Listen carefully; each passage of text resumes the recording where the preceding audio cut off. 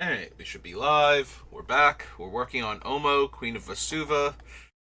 I am hoping, but not optimistic, that we can somehow get rid of 22 more cards off of her list and be done today. Yeah, it's not happening. We could get 12, though. I think we can finish her up on the next stream. So it'd be all done Wednesday, and we'd be able to start a fresh deck on Thursday. Who knows? I hear there's a Bloomborough thing happening on Wizard's channel in like an hour, so right after I'm done with streaming. So maybe, just maybe, we'll see a really cool legend and want to build around that one in anticipation. Alright, so I think the thing we need to do, because I was saying it towards the end of the last stream, is we have to figure out what the like heavy hitter cards are, what we're actually trying to ramp into. Like, pull all of them and see which ones we actually need versus which ones we can afford to part with. Let's see. We have none before we get to Rise of the Eldrazi. They're all Giant Eldrazi or later. I can kind of see that. We did cut some of the things that would come before Giant Eldrazi time, and yeah, it doesn't look like we have anything until we get down here. Yeah, Glenelendra. But yeah, our big heavy hitters are Ulamog and Kozilek.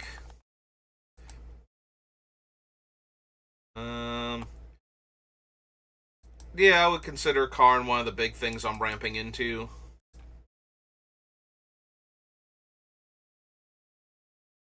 Same with Ugin. And then these three, plus the World Breaker.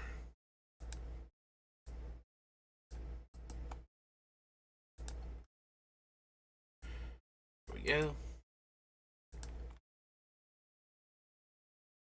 Our Promise, no. Hydroid Crisis is one of our big mana plays.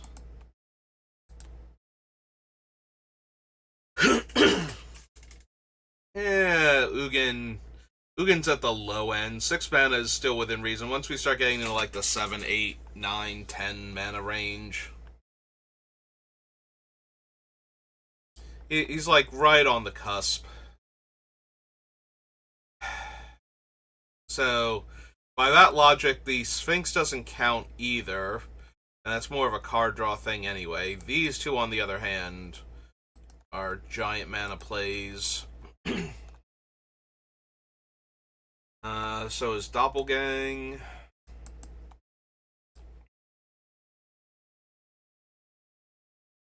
No to those. Expropriate is one of our big mana plays. Basically everything from here, not really. So it's... So the command is less of a big mana play and more of a removal spell that either makes me a ton of little mana dorks or lets me get the best card out of the top however many cards in my deck I spent mana on, so...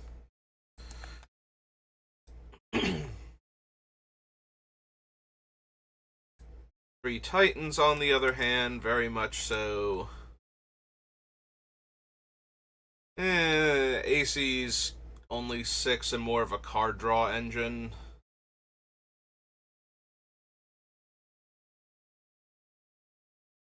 That's it. This is all of my big mana plays.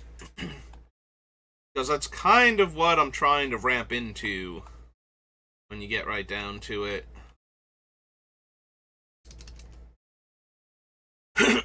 So these are all of our big plays to take advantage of the 10 billion mana that we have. And it's a little bit smaller of a list than I thought. Like, I thought we were going to have to cut a bunch of things just because I have way too many. Oops. I despise how I have to double click like 90% of the time when I never used to, and then every once in a while it's just like, oh no, I realized you meant it on the first click this one time. Like, why? How?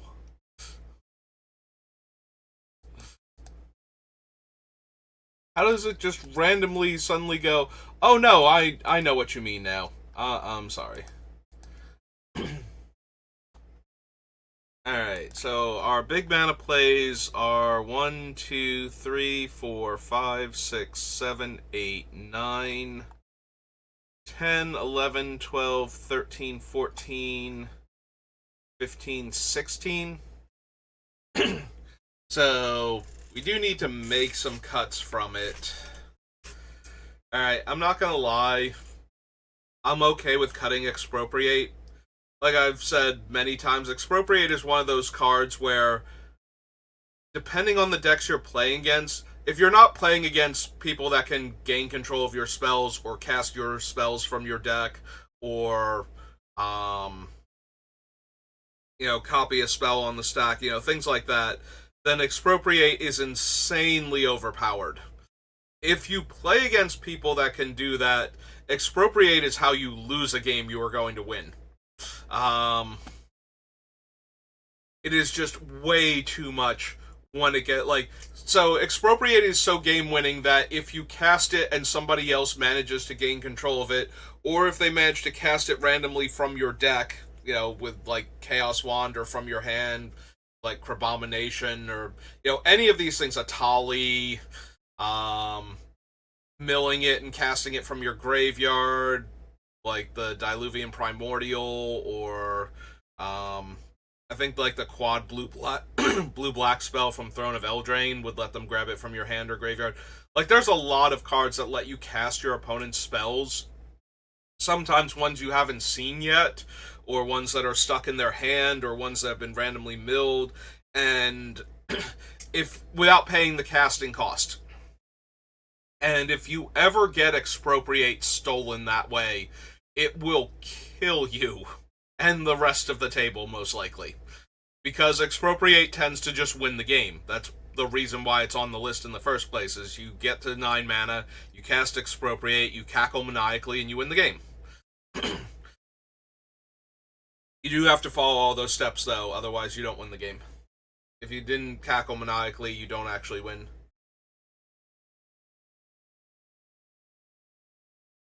But if anything happens in the meantime, Expropriate is probably the hugest liability whenever your opponent can do anything along those lines.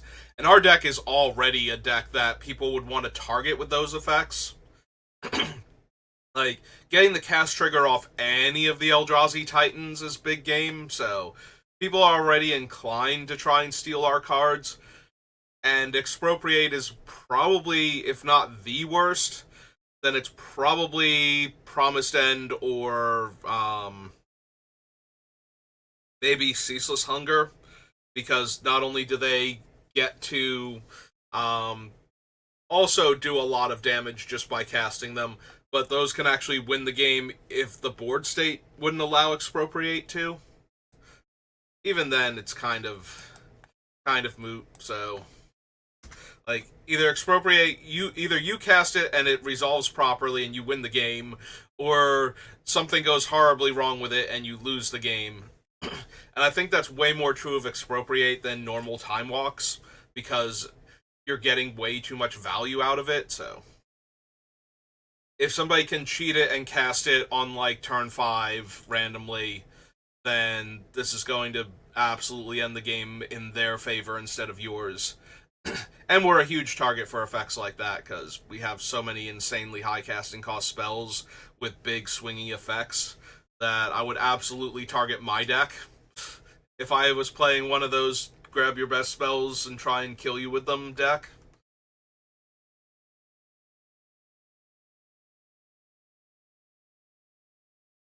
So yeah, I think we cut Expropriate. I think that's okay. I'm debating if we want to lose something like Hydroid Krasis or Great Distortion.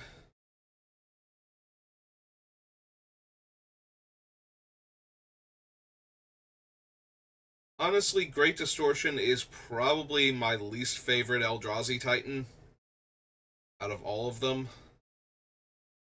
He's still fine. Like, being able to pitch the cards from your hand to counter spells is absolutely a powerful effect. And the fact that you get to draw back to 7 cards. Sorry. Yep, fixed it. Like, Great Distortion is not a bad card by any means. I'm just wondering if it's the worst out of all of the cast triggers on all of the Eldrazi and similar creatures. Hydroid Krasis is also kind of up there. Like, I draw a handful of cards and I gain a handful of life, but like if I cast this for 6, I get 2 life and 2 cards.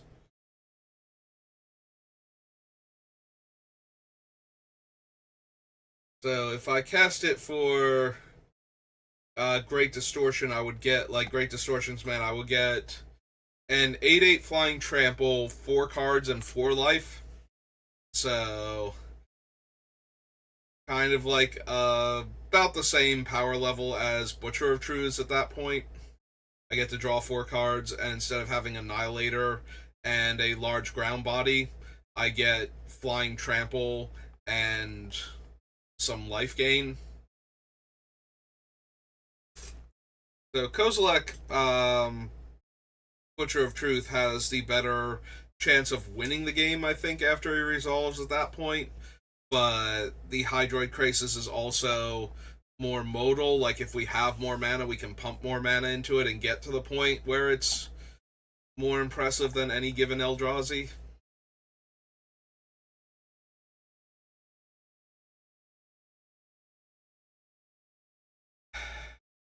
I do think we want the 3 new ones.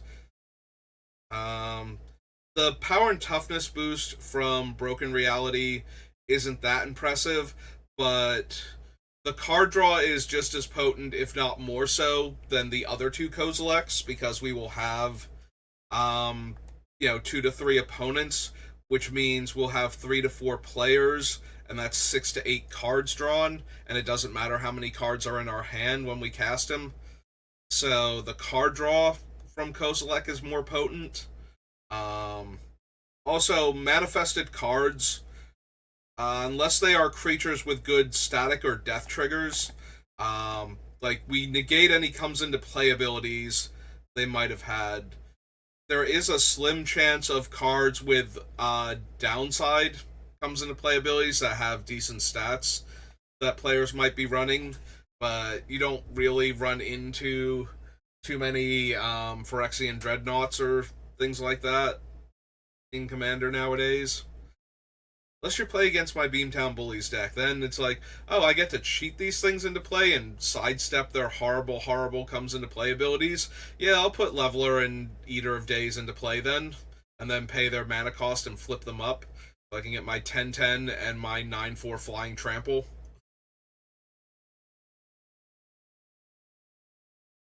And then when you kill them, then I'll donate them to you.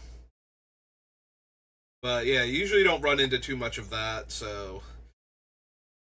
And it's not optional, so they have to put. If they have like a couple extra lands in hand, sure, but if they have like a hand crafted full of spells that they were planning on using, they're going to lose 2 of them to Kozilek's cast trigger regardless, so. Even if they counter it, like they have to actually counter his cast trigger in order to avoid that, so he should be disruptive to the hand, even if they have a grip full of spells.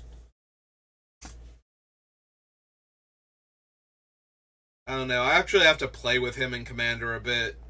He's still too new, and I haven't put him in any decks, so there's a chance I'm just overestimating how good he'll be, or even underestimating how good he'll be. Like, maybe I'm trying too hard to justify a card that's actually really good. Like, he's not indestructible. He doesn't have any way to protect himself. Like the other Ulamog, like the Ulamogs and Emrakuls all have ways to protect themselves. Only Great Distortion has a way to protect itself out of the Kozilek variants.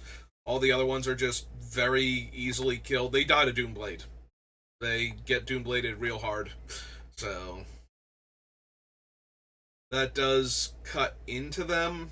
like power level wise compared to the others, which is why I'm considering cutting them over cutting cards like the Hydroid Crisis. Why cards like World Breaker and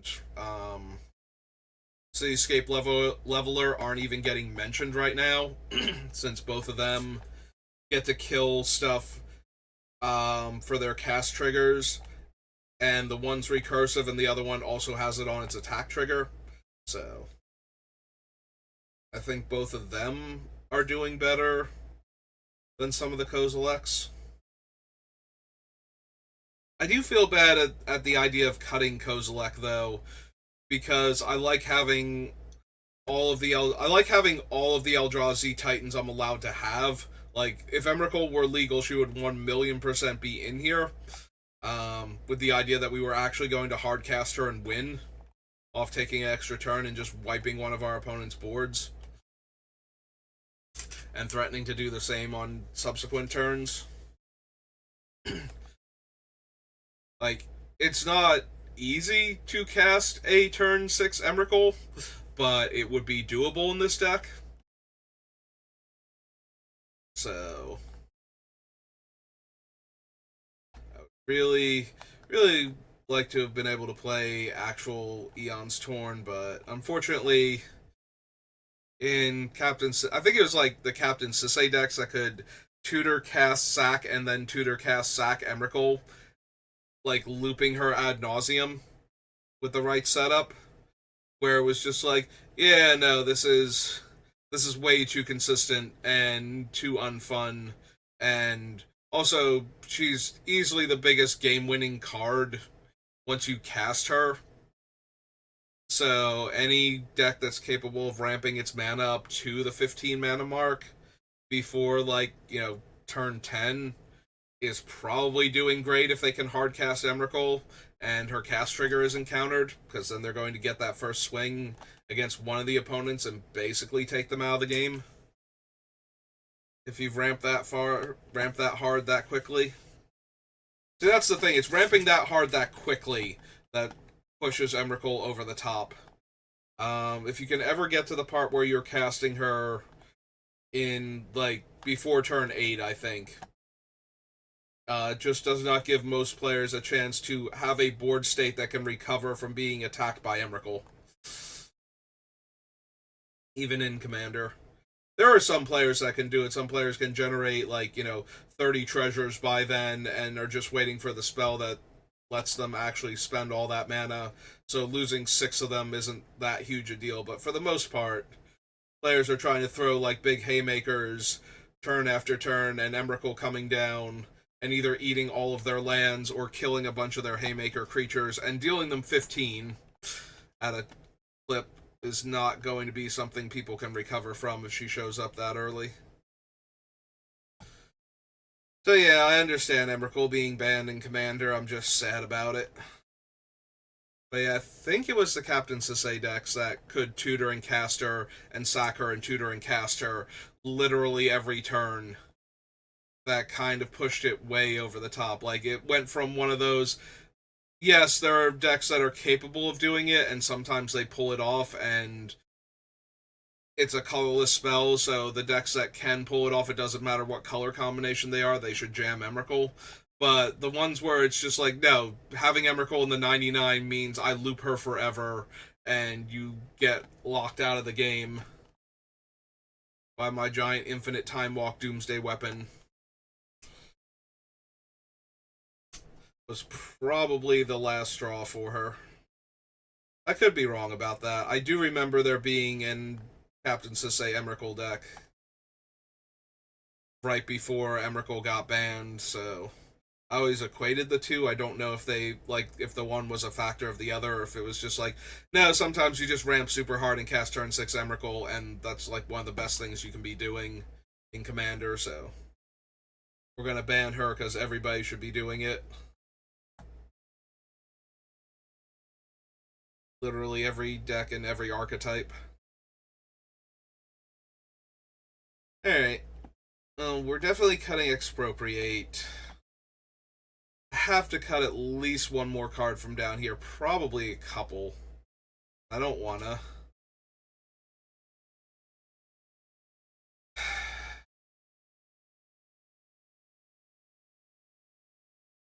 Alright, so we have two different Ulamogs,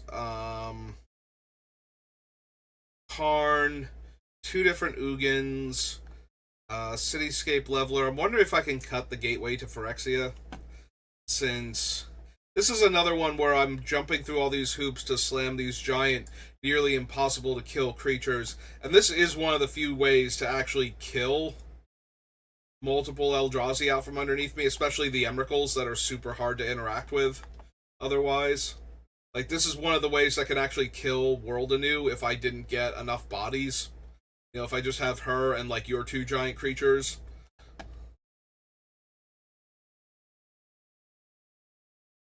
That thunder. Just had a bunch of thunderstorms the other day.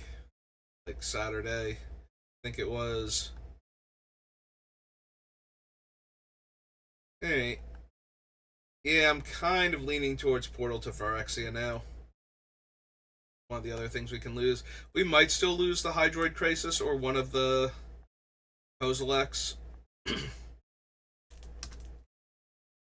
But I think we can lose the Portal. Portal's strong because it lets us reanimate things.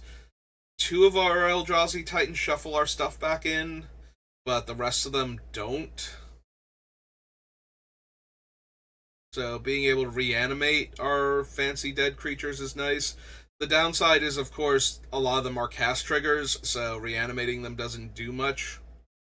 Also, one of the Ulamogs that doesn't shuffle itself back in has Indestructible, so it's very likely that he got exiled if he's not there, so we can't reanimate him either. Normally, like, it's very weird to see Ulamog get enough -X to just die, unless it's Toxic Deluge. So yeah, I still think we can lose the Portal. Portal would be fine in the deck, but it's not at its best. It's also not terrible. Like, a lot of these things are still pretty terrifying if you reanimate them. So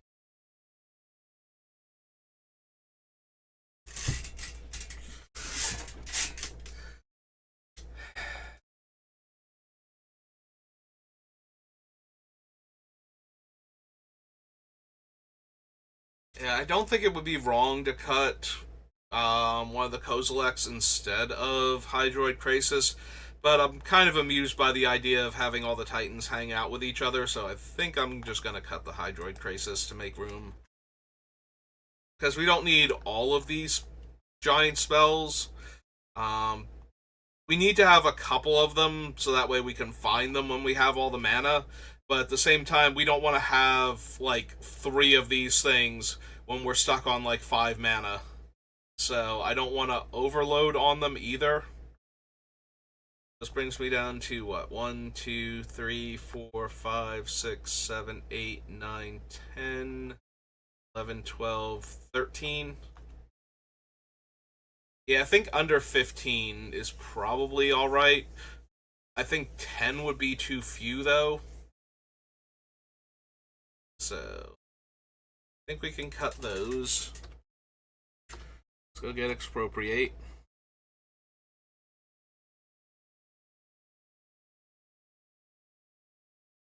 Hexproof. Having Expro in its thing. It's backspace. Portal to Phyrexia, otherwise we're getting the portal sets. Most likely. And Hydroid Crisis. Right, that was the only... Oh no, Portal to Phyrexia is on a different list.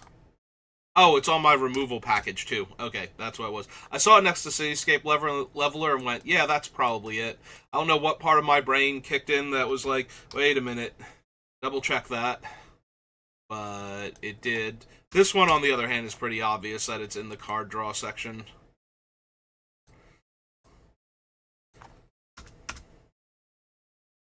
Alright.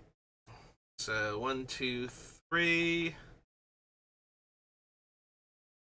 This down to 79.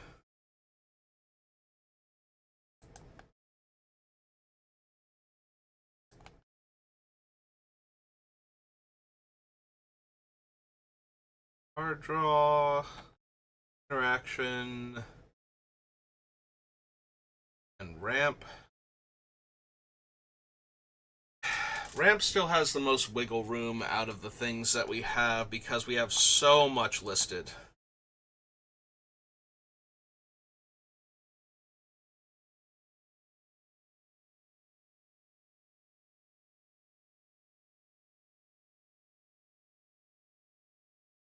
We did get rid of the patron finally, so we can do that.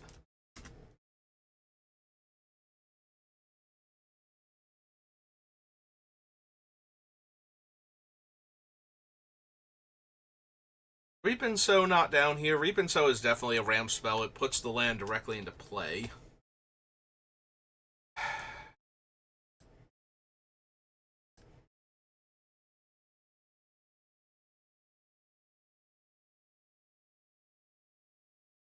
Yeah, I'm looking at going, Reap and Sow is not on this list. Like, it should be between Kodama and Magus. Alright.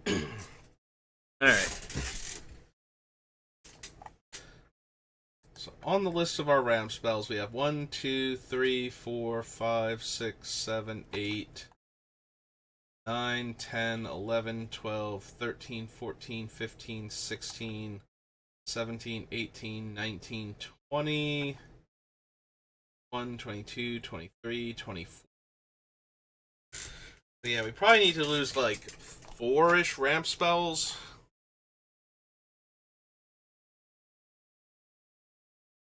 What are our worst 4?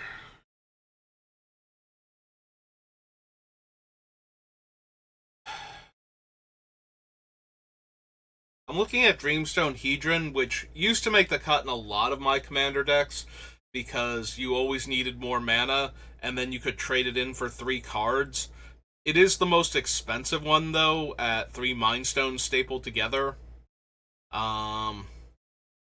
Like, it is a ramp spell for when you're already ramping, and that's where I used to use it the most, is when I have a ton of cheap colorless ramp already to get me even more mana. So, I'm looking at Dreamstone Hedron. It's also possible with our lack of color requirements on most of our spells that Gilded Lotus can go, but it's cheaper and still adds 3 mana. So, I think it's kind of a toss-up between those two. I can see cutting the mana reflection, like, and at the same time, that doesn't seem the best. Maybe it's Sylvala. I was considering Sylvala the other day. So her big thing is that when I cast a big creature, I get to draw a card most of the time because our deck will just literally have the biggest creatures possible. For the most part, like, we do have a 13 power creature, so, and the 15 power creature's banned. I forget if there's actually a 14 power creature or not, but I'm trying to think. It's like, no, Cloud Scraper is 13, Dreadnought's 12. Yeah, I forget if there's an actual 14 power creature or not. A little bit curious, not gonna lie.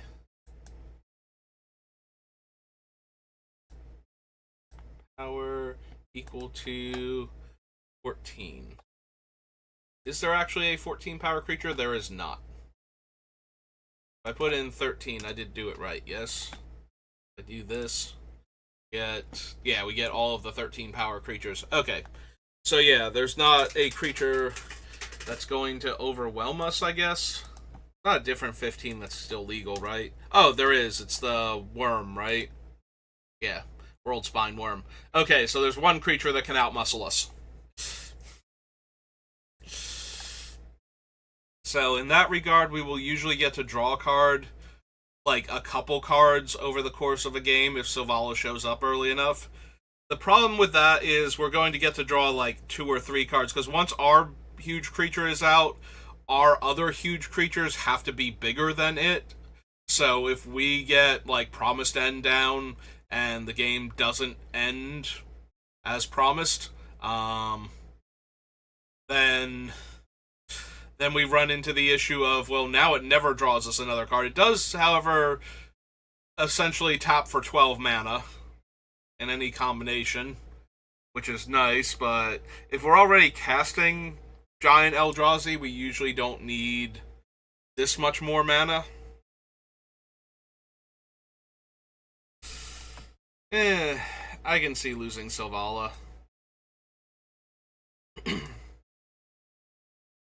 I think she's a slightly worse Kiora at this point, in that she can untap.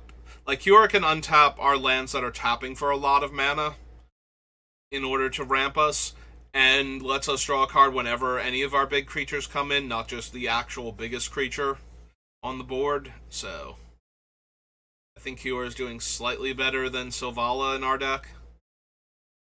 Silvala is a lot like the Great Henge, where what really makes Silvala good is relatively low casting cost, high power creatures. When you're doing that, when you're playing like, 4-drop 6 power creatures after playing Silvala on 3, that's where you're really ramping super hard with Silvala and probably drawing some cards too. When you're just throwing big haymakers, though, Silvala loses a little bit of her luster. I think like the one place where I like Silvala, where I'm trying to just throw big haymakers, she's actually in my Vorikthar deck because she's a creature that ramps and ramps really well. Because I don't want to run too many non-creature ramp sources. In case Vorikthar is actually in play, I don't need to take 6 damage in order to get more mana.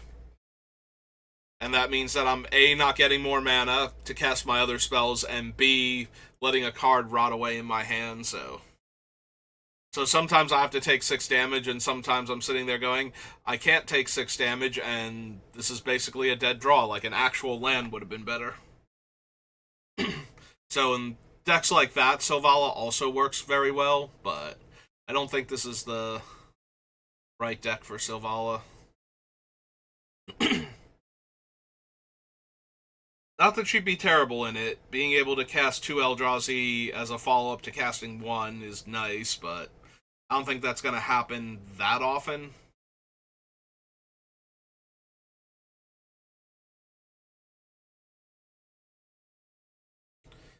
Yeah, I think we can lose Silvala.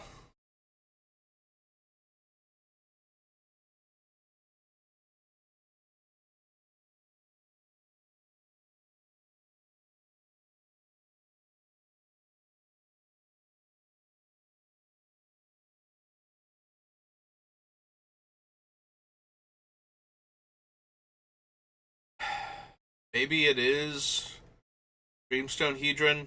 Like, we do need all of this mana, so a 6-drop artifact that's primary purpose is to give me more mana is not unrealistic. But it's definitely something I can cut, and it wouldn't be the worst. Alright. I definitely don't want to cut anything cheaper than it, especially anything that's ramping me 2 or more mana to begin with. Like, I would rather have Worn Powerstone or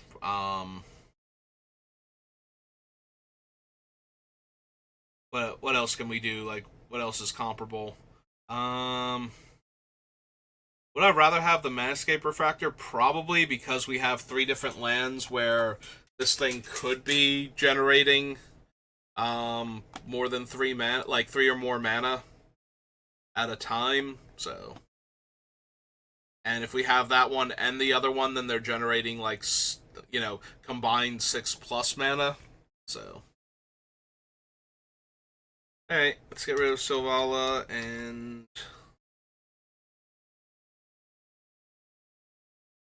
see, there's only one other instance of Silvala. And Stonehedron. Stonehedron. Alright.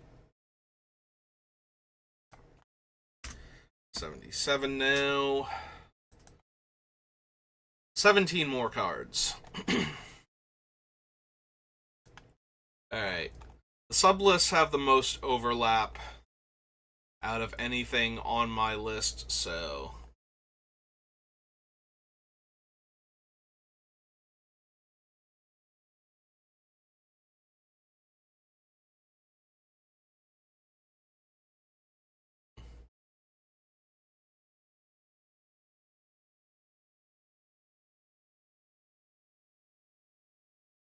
Did I get rid of Hydroid Crisis on its actual spot?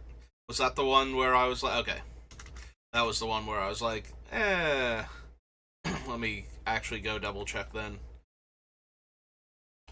Alright, so we have the big plays, we have the card draw.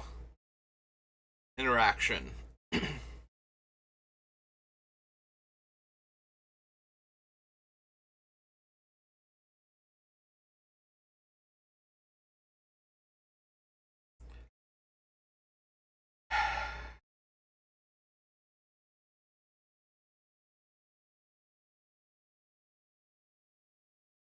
Do I really need Kozilek's command as a way to kill creatures? It's 2 colorless and X. I get to exile the creature with CMC X or less, and then either make a bunch of spawn or scry X and draw 1.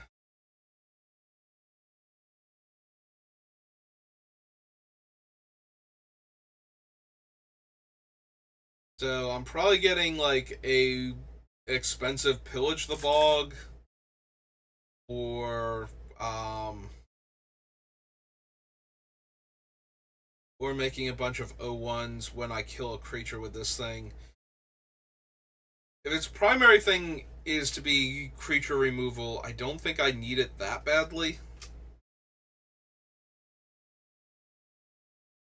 Because we're only going to be able to kill utility creatures for like 3 to 5 mana. Like, anything that's actually a serious threat to us is going to require a bunch more mana. Which means we already have to have the mana, so making the O1s is not as good. It does give us a rebate, essentially, on the spell. Like, we're essentially paying 2 colorless to exile the creature, and filtering all of our mana back into colorless, but then we can hold that mana if we don't need to use it, and have it all again on another turn. It's very powerful. I just don't know if it's needed with everything else we have. The problem is that I don't kill aggressive creatures very well with this deck. A lot of my cards are either bounce or counter spells.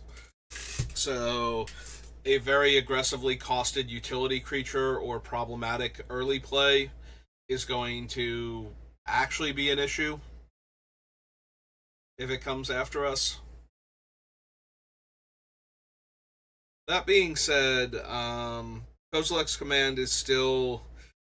It's still kind of mana intensive. Like, we do need double colorless, so we need to have actually hit our thing. So waste is not a land type. So the ability to tap for colorless is not something that Omo innately gives a land. We do have a lot of colorless lands on the list, to the point where I was concerned about how many colorless lands we have in our deck. So that might be an issue later on, but for the moment, Omo is very heavy on colorless lands, so maybe it's not as much of an issue as I'm thinking it could be. But we do need double colorless plus X in order to cast it. So having it guarantee, like, if we had to kill a 1 or 2 drop creature in the first few turns of the game and we don't have like Soul Ring or Mana Crypt, are we still casting this thing? And the answer is Probably still yes. We do have a lot of colorless sources, but our land ramp doesn't really get colorless until we hit like the 3 or 4 mana mark because they won't get non-basics until then. So I can't really ramp into colorless mana if I have like nothing but green and blue in my opening hand. I don't know how often that's going to come up though.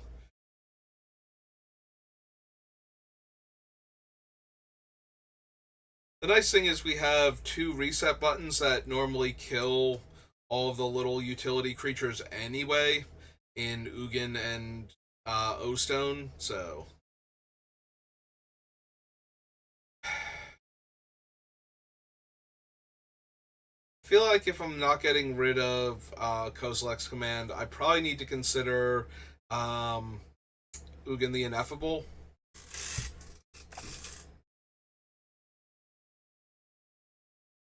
Who's not on this list, by the way. Good God.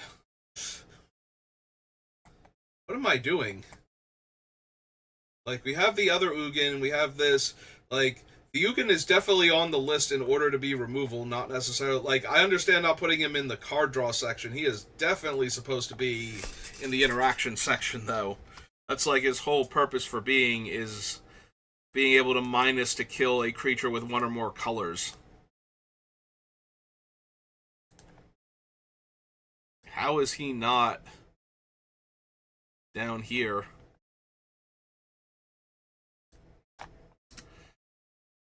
Now I'm just disappointed in myself. Alright. Yeah, it's between this card that actually got down here where it's supposed to be and this card that I completely glossed over and didn't even add to the list. Alright, little clipboard icon, you can go away now.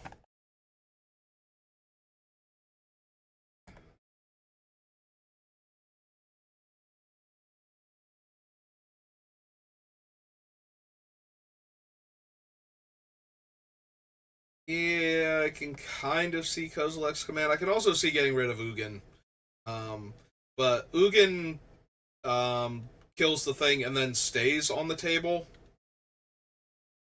Upside to Kozilek's is that it can hit colorless creatures, which the other Ugin also can't do, which only leaves me with O-Stone if I have to deal with a sudden board state full of opposing Eldrazi, for example, besides bouncing them all, which may or may not be viable, since they'll still have their mana most likely. But then again, am I paying? Well, I guess I am paying, 14 mana to exile an Eldrazi rather than let it attack us.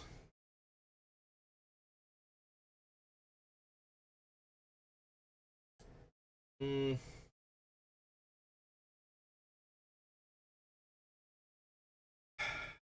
Both have their upsides and downsides. I suppose. Since I do feel like I have to choose, like we have enough overlap / redundancy, I do need to cut a few things. Suppose it will be the command.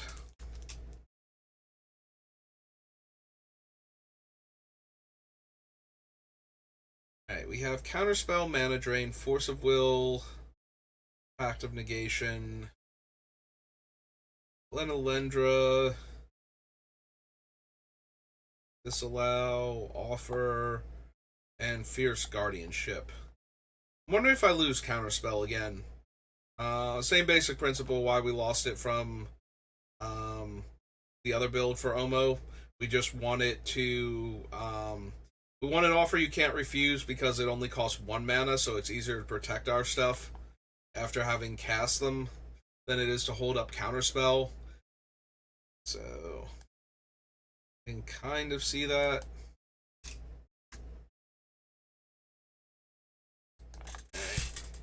So get the command off the list. Oh, commander. Space, because, yeah, there we go.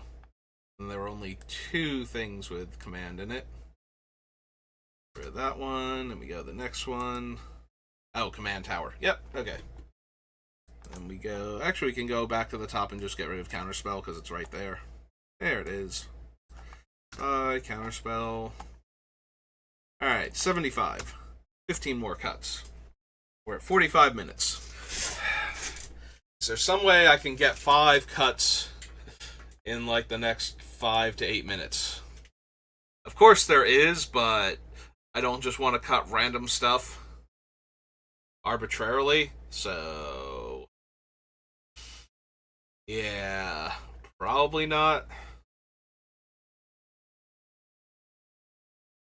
Alright, do we need Fierce Empath as another way to tutor a giant creature? It only tutors the creature, so it can't get things like Ugin and whatnot.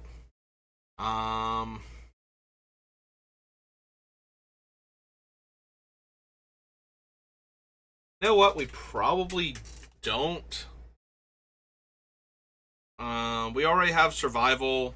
We have a decent amount of card draw, and we just have enough giant things to go get.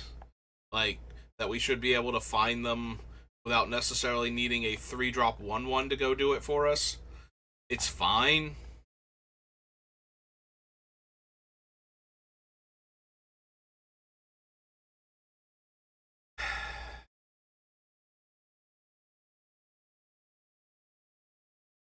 Still very seriously debating the Timber, the Scion, and the Lord of the Unreal.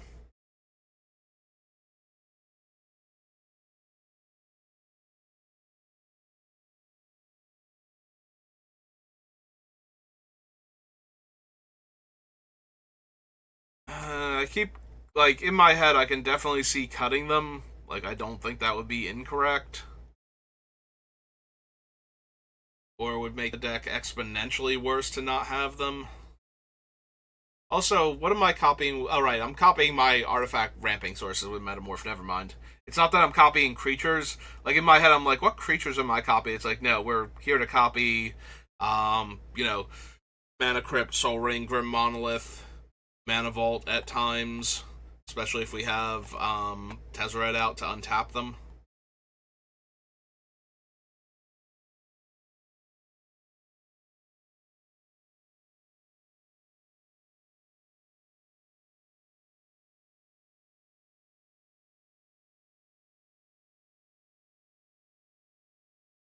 Convention. So far, keeping the Sphinx of the Clear Skies. Conduit is my backup Crucible. Alright, what triggered abilities do I still have? Cut Fierce Empath. Go down to 74. What triggered abilities do my creatures still have? And they have to be things that trigger from play, not from cast. So... what exactly am I copying with Roaming Throne? Do I still need it? Eternal Witness. Although Shiza comes into play, so I have to have named Human or Shaman with it. So that's kind of rough. That's activated. Statics. It's activated. Static. Cast trigger. Although the Annihilator triggers do work. So we do still get those. Exiling the top of the deck still works. That's an activated ability for the discard to counter. And this one is a cast trigger. Choose a cast trigger.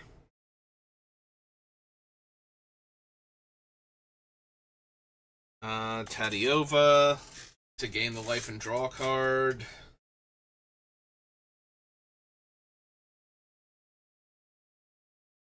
Sphinx of Clear Skies on combat damage. Cityscape is also an attack trigger, so that one would work.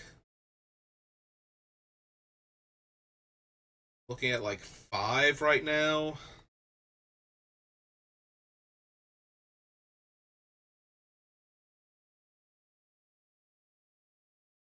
Nadu would trigger twice. Oh, wait, but it can. This is one of those ones where it's where this can only trigger twice per turn. So if I make it trigger again with the roaming throne, that would eat up both of them in one go instead of. Which isn't necessarily a bad thing, because if it's not a repeatable effect anyway, like if our opponent is trying to kill our stuff and is targeting it, and we get the trigger, getting both triggers immediately is fine.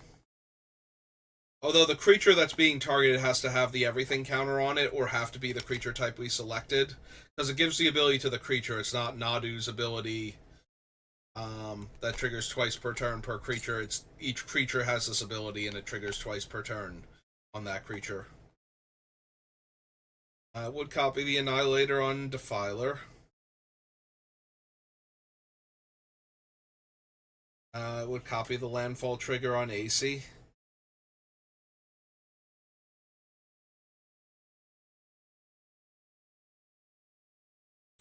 We're looking at like 10-ish cards it can copy, and some of them are a little on the win more side. Like, I'm spending this card in order for the Annihilator triggers to be more annihilating, which is not nothing. Like, Annihilator 8 is way better than Annihilator 4, but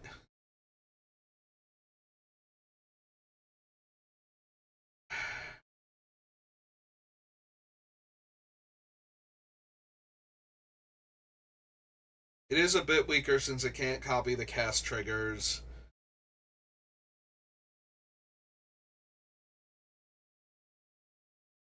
Maybe we just get rid of Strionic Resonator then. Like, Strionic can copy the cast trigger also.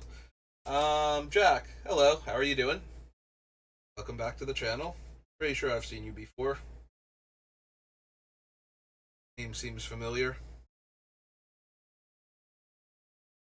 So if we cut Strionic Resonator instead, we can never copy the cast triggers, but we also don't have to spend extra mana to do it, and we get to do it more than once per turn. Like, if we attack with multiple Eldrazi with Annihilator triggers, each one of them is getting copied with Roaming Throne, whereas Strionic Resonator can only copy whichever one is the highest number, which will probably be Defiler at that point, or it won't matter because they'll both be 4s, because we don't have any of the smaller ones.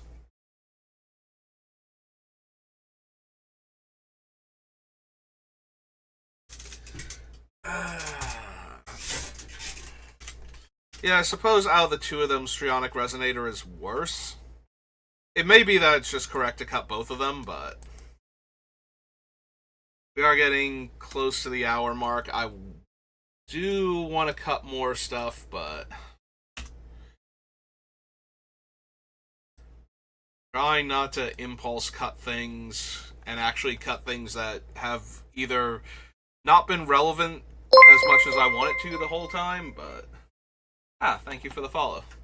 They've not been as relevant as I've been treating them like they were, or that no longer pull their weight, like one of those two things.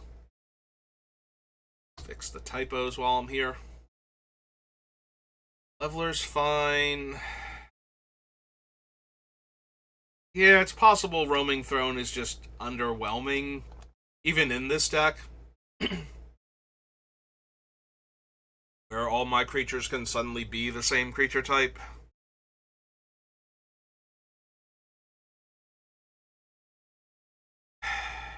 Yeah, if I'm already annihilating for 4, annihilating for 8.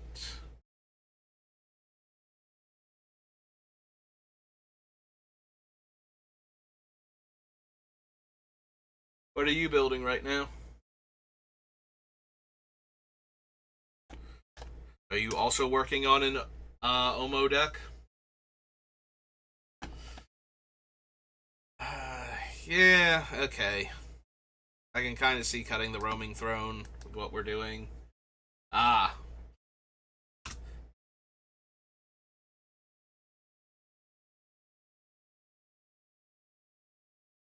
Yeah, I'm not gonna lie, I do not remember which Assassin's Creed assassins are which, for the most part. I do know the one I was most inspired to build around by the like original previews months ago was the one that exiles your um, creatures with the like specific type of counter, and then the magical send you to the past machine also exiles things with that counter, and they both let you play certain cards exiled with those counters under the right circumstances. That was the one I was considering building around, but I forget which ones are which, so.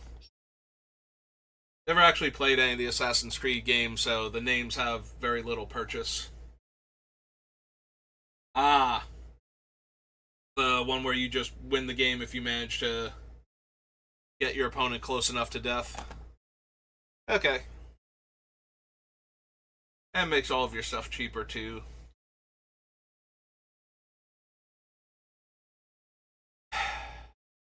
Alright, so we cut the roaming throne. We're at 55 minutes. I think that's going to have to be good enough for right now. I'll do a quick recount, make sure, because I think I forgot to actually knock the one off. I think we're supposed to be at 71 now, but maybe we're at 72. So yeah, that's going to do it for me for right now. Sorry you came in towards the end of the stream, Jack, but I appreciate you stopping by nonetheless, and I will see you all next time. Have a good rest of your day.